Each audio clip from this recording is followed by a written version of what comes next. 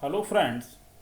मैंने पहले भी प्रॉपर ऑफिसर जीएसटी में कौन होगा उसके संबंध में चर्चा की थी, जिसमें सर्कुलर नंबर 3/3/2017 डेटेड 5 जुलाई 2017 के संबंध में था।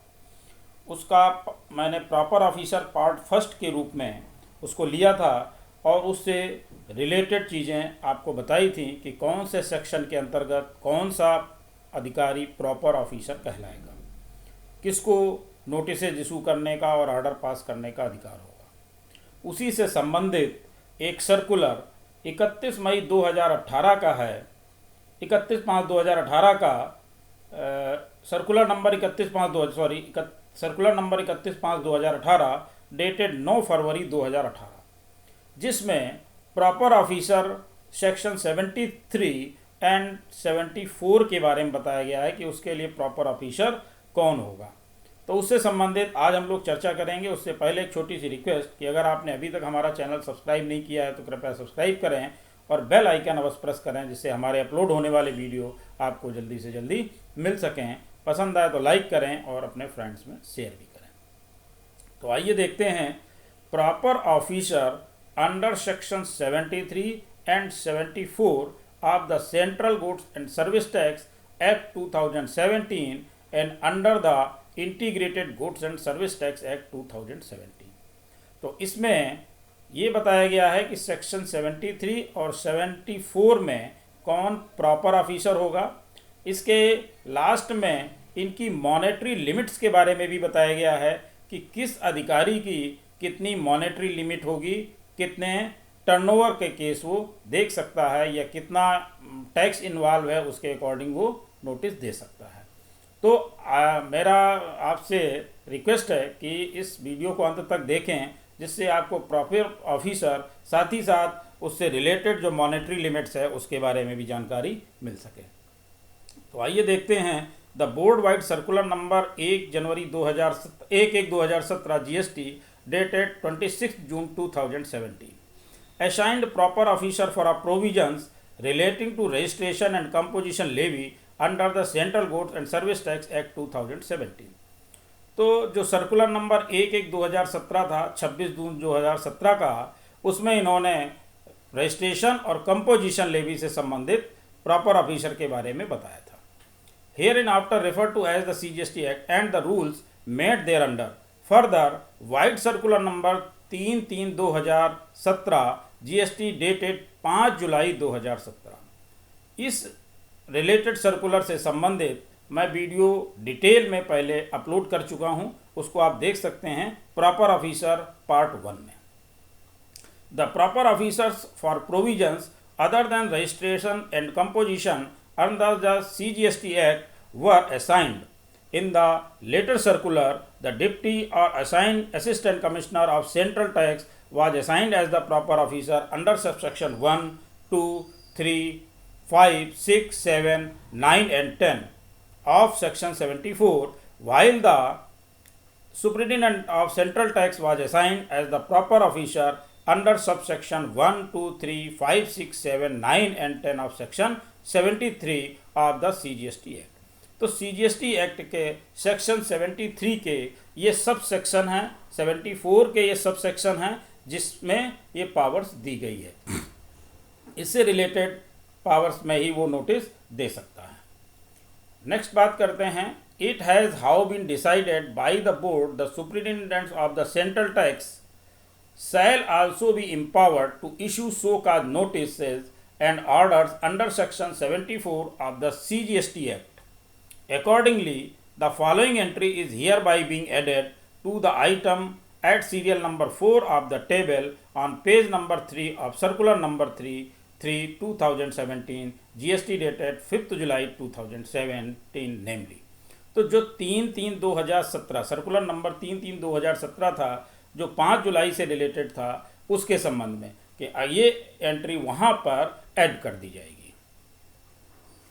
नेक्स्ट बात करते हैं। Further in light of sub section 2 of section 5 of the CGST act where by an officer of central tax may exercise the powers and discharge the duties conferred or imposed under the CGST Act on any other officer of central tax who is subordinate to him.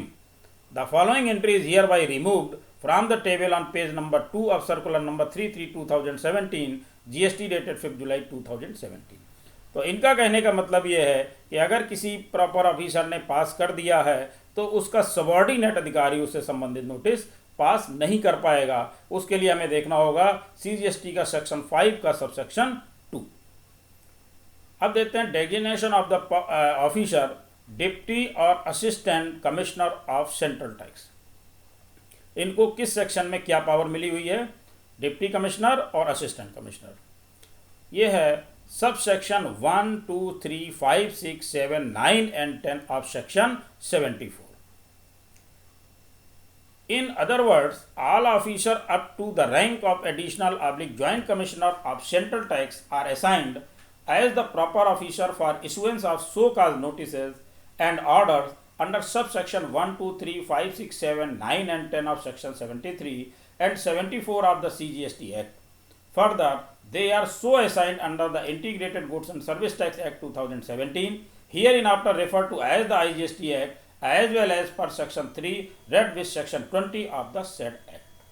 तो यहाँ पर इन्होंने बताया कि अगर CGST act के अंतर्गत एक additional commissioner oblique joint commissioner को एक पावर दे दी गई है कि सेक्शन 73, 74 में सब सेक्शन 1, 2, 3, 5, 6, 7, 9 एंड 10 में पास कर सकते हैं, तो IGST एक्ट के अंतर्गत भी उनको ये पावर दी जाएगी और वो होगी सेक्शन 20 के सब सेक्शन 3 के अंतर्गत। नेक्स्ट बात करते हैं where for optimal distribution of work relating to the issuance of so-called notices and orders under section 73 and 74 of the CGST Act and also under the IGST Act, monetary limits for different levels of officers of central tax need to be prescribed.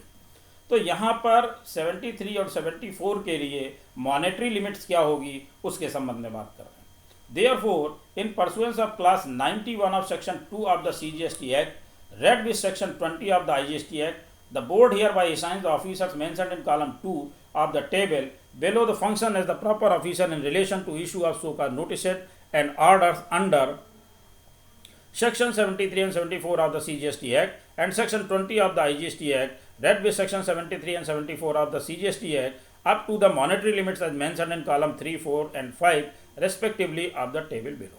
तो नीचे table दी जा रही है जिसमें इनकी monetary limit दी होगी, इनका पद दिया होगा, किस अधिकारी को क्या पावर है। अब हम देखते हैं ऑफिसर ऑफ सेंट्रल टैक्स। इसके बाद है monetary limits of the amount of central tax including cess not paid और शॉर्ट पेड और एरनसली रिफंडेड और input tax credit of central tax wrongly availed और utilised for issuance of so-called notices and passing of order under section 73 and 74 of CGST Act. तो ये दिया है column number 3 में, और कॉलम नंबर 4 में दिया है monetary limit of the amount of integrated tax. ये इंटीग्रेटेड टैक्स से संबंधित है।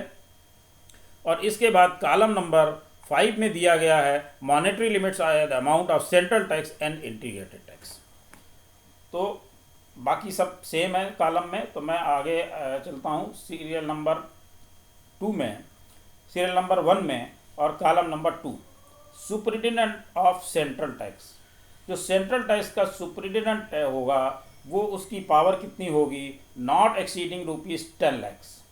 उसकी पावर 10 लाख से अधिक नहीं होगी CGST में, और CGST IGST से संबंधित है अगर तो उसकी पावर नॉट एक्सीडिंग ₹20 लाख, और अगर IGST से संबंधित है तब भी उसकी पावर 20 लाख। डिप्टी और assistant commissioner of central tax, इनकी above ₹10 lakh and not exceeding ₹1 crore, 10 lakh से अधिक और 1 करोड़ से कम। इसी तरह से इसमें above ₹20 lakh and not exceeding ₹2 crore, यानी 20 लाख से अधिक होगी और 2 करोड़ से कम। यही सेम इसमें होगी above ₹20 lakh and not exceeding ₹2 crore. इसके बाद देखते हैं एडिशनल और joint commissioner of central tax, इनकी मॉनेटरी लिमिट्स क्या होगी? कॉलम नंबर 3 में CGST का है, कॉलम नंबर 4 में CGST IGST का है और कॉलम नंबर 5 में IGST का है।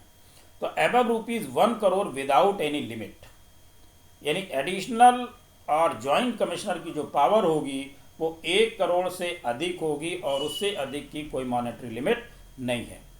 इसी तरह कॉलम नंबर 4 में है above ₹2 crore without any limit, column number 5 में above ₹2 crore without any limit. तो ये थी इनकी मॉनेटरी लिमिट। इसके बाद देखते हैं the central tax officers of audit, commissionerate and directorate general of goods and service tax intelligence hereinafter referred to as DGGSTI shall exercise the powers only to issue so called notices। यानी क्या power होगी? केवल show cause notice issue करने की। A so called notice issued by them shall be adjudicated by the competent central tax officer of the executive commissionerate in whose jurisdiction the notice is registered। जहाँ पर नोटिसी, जिसको notice दी जा रही है, वो registered होगा, वहीं की कॉम्पिटेंट अथॉरिटी ऑर्डर पास करेगी। In case there are more than one notice mentioned in the so called notices having their principal place of business falling in multiple commissionerate, the so called notice shall be adjudicated by the competent central tax officer in whose jurisdiction, जिसका jurisdiction होगा, the principal place of business of the noticee from whom the highest demand of central tax and or integrated tax including cess has been made false। तो जिसकी demand सबसे अधिक होगी उसी के jurisdiction को माना जाएगा। Notwithstanding anything contained in para 6 above, a so called notice issued by DGGSTI in which the principal place of business of the notices falls in multiple commissionerate, बहुत सारी कमिश्नरेट के अंतर्गत आ रही, and where the central tax and और integrated tax including cess involve is more than ₹5 crore. यहाँ पर मोर than ₹5 crore की बात हो रही। Shall be adjudicated by an officer of the rank of additional director oblique additional commissioner. तो मोर देन 5 करोड़ का अगर इन्वॉल्वमेंट है तो वहाँ पर adjudicated by an officer of the rank of additional director या additional commissioner as assigned by the board, जैसा कि बोर्ड निश्चित करे, who shall not be on the strength of DGGSTI and working there at the time of adjudication, cases of similar nature may also be assigned to such an officer.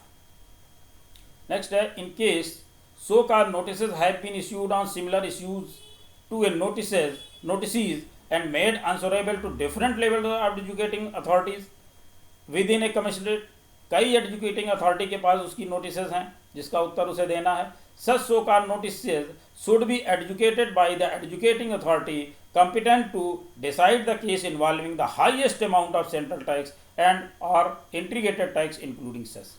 तो वहाँ पर वो decide करेगा जिसके पास highest amount का involvement होगा, ज़्यादा से ज़्यादा जिसके पास है वो डिसाइड करेगा। तो ये थी इससे रिलेटेड पावर्स, किस अधिकारी को क्या पावर है, उसकी मॉनेटरी लिमिट क्या है वो बताया गया है। और इससे पहले मैंने एक वीडियो और भी अपलोड किया था पार्ट 1 में, जिसमें मैंने बाकी अधिकारियों की पावर्स के बारे में बताया था। इसके आगे मैं एक अन्य वीडियो भी बहुत जल्दी अपलोड करने वाला हूँ जिसमें मैं बताने वाला हूं कि SGST अधिकारियों को क्या पावर्स है और क्या मॉनेटरी लिमिट्स है। Thank you.